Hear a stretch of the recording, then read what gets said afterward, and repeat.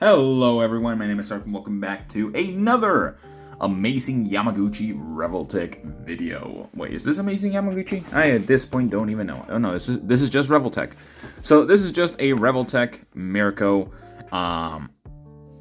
Finally came out. It was announced a while ago and it was on pre-order for a while, and then now she's here. Luckily, I was able to get the one with the pre-order bonus, or just the store bonus from Kyoto's store, and I'm very excited about that. So without further ado, let's take this gal out and see how she looks.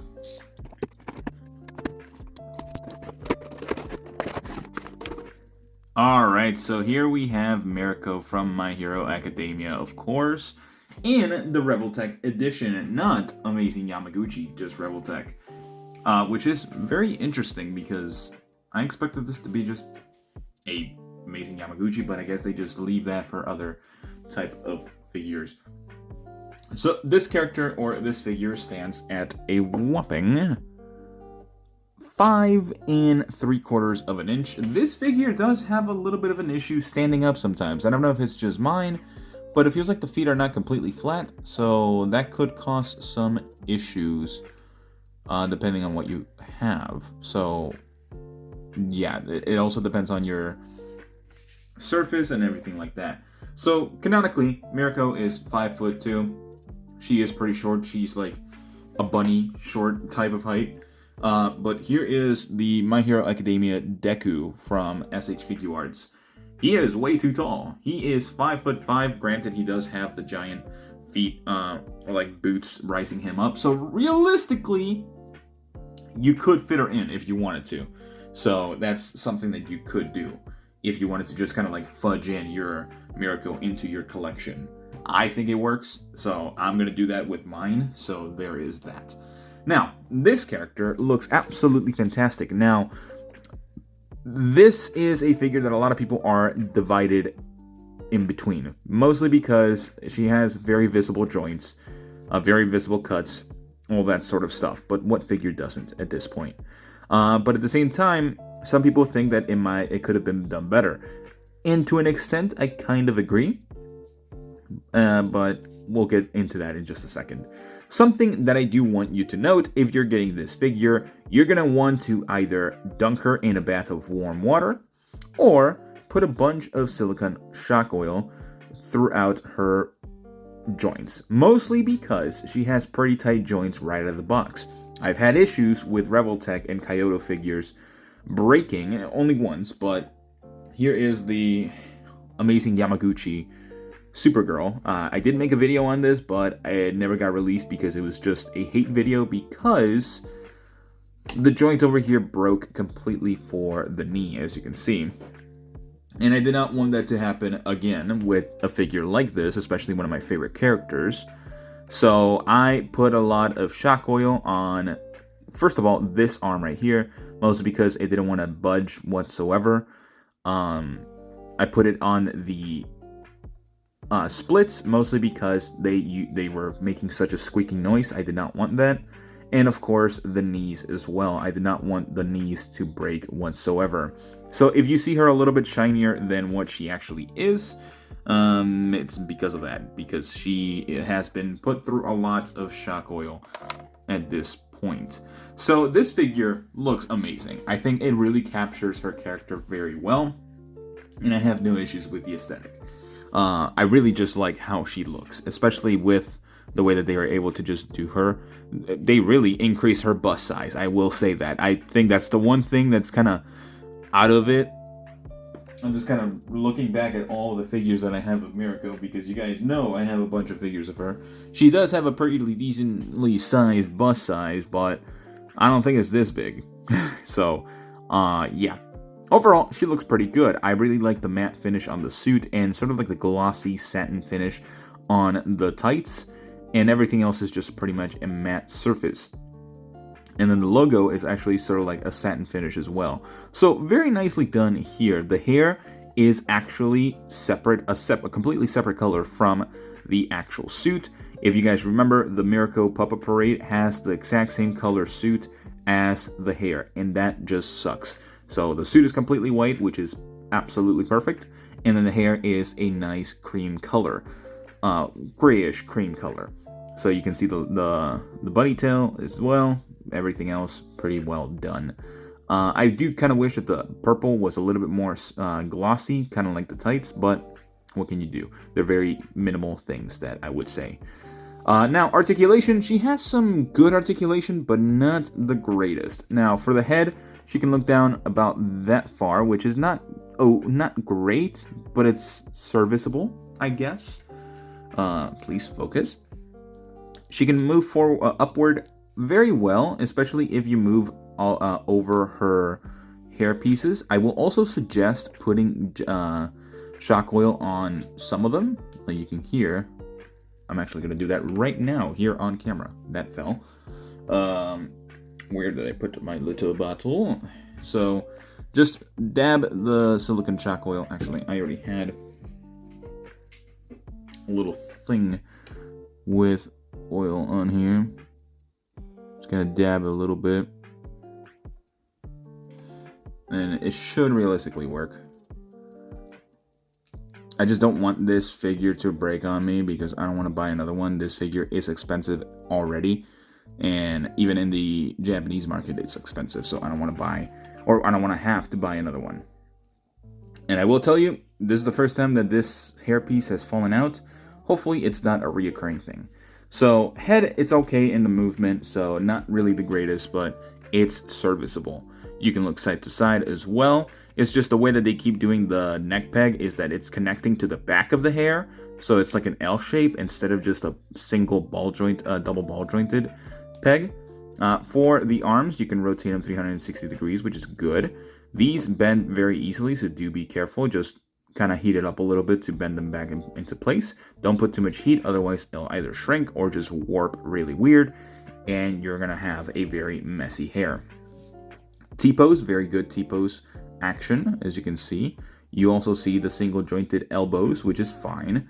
They work very well. It's very noticeable, but it's fine in my opinion. Where is the hinge wrist? So the hinge for the wrist as well, you can move it back and forth. You have a somewhat of a bicep swivel that kind of works a little bit, and you don't have any else for a swivel there. Now, the torso and the abdomen is actually probably the best part of this figure.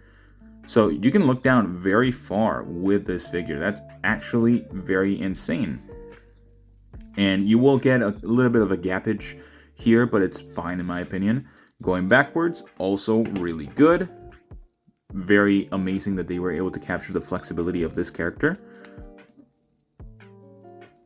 I'm getting a little bit of... Wait, give me a second. Alright, so I got that situated. It really just needed a little bit of shock oil to actually move around. So she moves very well throughout the actual torso and everything. So very good range of motion there, which I really like. It will actually help her get such good poses within the actual just last section of the video here. She does have a butterfly joint, which works slightly. Not the greatest, but it does its job for the most part. It could have been skipped, but they added it. Why not? It works. You can definitely move them back if you wanted to. So she looks like she's hitting a JoJo pose, which I think works well. For the legs, she can do the splits perfectly, as best as it can get. And kicking forward is about this far. No drop down hips, unfortunately. So kicking forward is a little bit lackluster for sure. Kicking backwards, it's okay. You'll definitely have the side angle for it. You have a thigh swivel, double jointed knee, which does work better than this. Let's see. There you go. Pretty much touches itself, or touches the leg itself, and the foot for going backwards like that, going forwards like this, and a very flimsy toe hinge. So overall, the articulation is very good.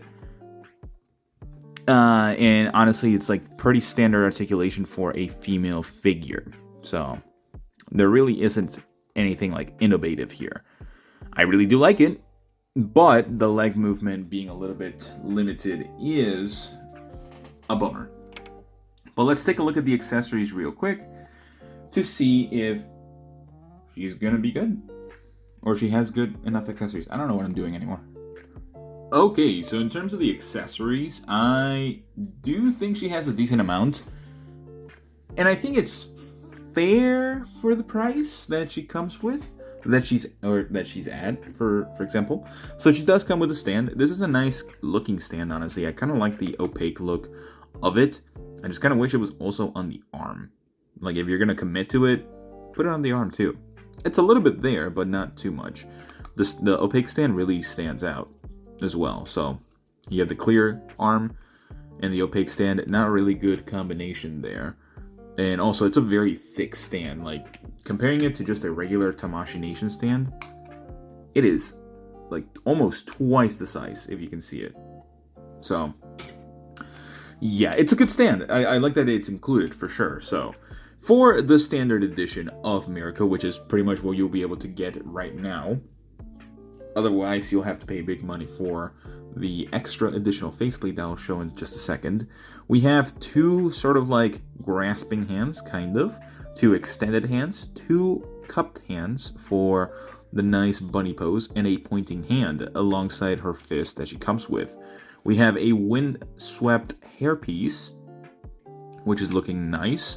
We have that nice, real, great-looking faceplate where she's kind of like smug about things. That showcases the one of the covers or illustrations that Horikoshi made. An angry expression with her eyes being looking crazy. Another crazy looking expression, but this time looking to the side. Now this is nice that they included this. I like this. A very optimistic expression where she's like happy and everything. She's like, yes, I can beat people's asses anytime soon.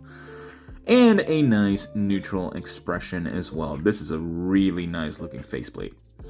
And of course, since this is sort of like the bonus one that I got, she came with the nice bonus faceplate where she's showing her teeth.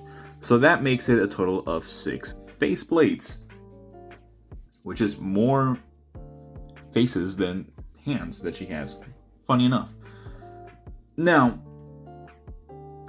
going into my final thoughts, this figure is great. Don't get me wrong. But I do think that she is a little bit lackluster. Especially for not being an Amazing Yamaguchi figure.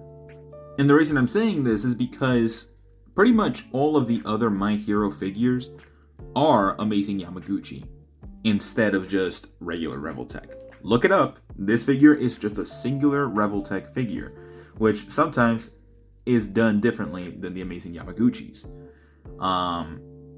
Also, she could have come with a couple more accessories. I think it is a little bit lackluster on the accessories. Right now, over in Japan, it is around $67 with the yen conversion at this current moment of recording this video. And she is in import sites $100 to $110. So I will not suggest getting this figure at retail price over here in the States. It is very expensive. It is not worth it to pay that much for a figure like this. Especially since it's not Amazing Yamaguchi. If it had the Amazing Yamaguchi treatment, then honestly, I think it would have been a little bit better with the pricing. But I also paid pretty much US retail price for the additional faceplate because I really wanted it. Now, you're going to get the ones with just the 5 faceplates instead of the additional faceplate for the same price that I paid to import the special edition, quote unquote. So it's up to you as to what you want to do with this figure. Do you want to get it with the additional faceplate? You're going to have to pay a little bit extra. If you want to get it right now, again, US retail sites, $100 to $110. Or if you want to import it, it's probably going to cost you less than $80. I think at that price point, it's a good point. It's a good deal.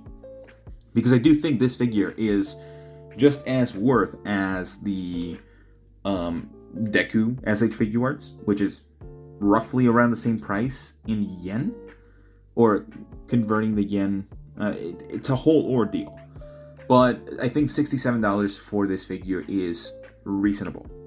So overall, I know that that was a very long-winded explanation of me just kind of leading into my score. I'm going to give this figure a 7 out of 10. Now, I did not expect to give this figure a 7. I expected it to be like an 8 or a 9. But it's a little bit underwhelming. I do think that the issues with the tight joints right out of the box, it's definitely an issue that some people might not catch on to quickly and might end up breaking it. Because it happened to me, it could happen to anyone. So that's something that could definitely happen. But I think it's a good figure. It has a decent amount of accessories, and it has good range of motion. It's just that kicking forward is not the greatest. You're definitely going to have to maneuver it with the torso, which I guess works fine. But that's pretty much all the time I have for you guys today. A very long-winded final thoughts section. Let me know what you guys think about this figure. Do you like it? Do you not like it? But besides that, I will see you all in the next one. Bye-bye.